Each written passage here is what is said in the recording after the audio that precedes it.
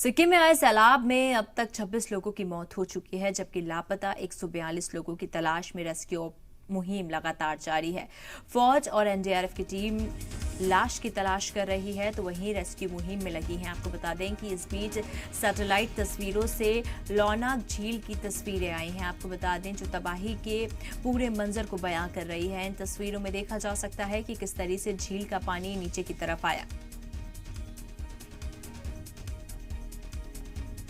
इसके साथ ही आपको बता दें कि सिक्किम में तबाही और अपनों की तलाश लगातार जारी है। सिक्किम में तबाही की जो तस्वीरें आ रही हैं वो सैटेलाइट के जरिए आप देख सकते हैं। फौज के 7 जवानों समेत 26 की मौत और वहीं लापता 142 लोगों की तलाश जारी है। फौज और एनडीआरएफ की टीम कर रही है तलाश। तो इसके साथ ही महलूकीन के परिवारों को भी 4-4 लाख मदद मुहैया कराएंगे, ये ऐलान किया है सिक्किम के सीएम ने। आपको बता दें, सिक्किम में तबाही की जो तस्वीरें देखी जा सकती हैं, तो वहीं फौज के 7 जवानों समेत 26 लाशें बरामद कर ली गई हैं। लापता 142 लोगों की तलाश लगातार जारी, उनको ढूंढने की कोशिशें की जा रही हैं। सिक्किम में आई तबाही के बाद जिस तरीके से देखिए पानी के बहाव के साथ लोग बह गए, सेना और फौज की कई गाड़ियां बह गईं और जो तस्वीरें आ रही हैं वो बेहद डराने वाली है, क्योंकि कई लोगों को अभी भी अपनों का तलाश है, कई लोगों को ढूंढने की कोशिशें अभी भी जारी हैं। जिस तरीके से सिक्किम के अंदर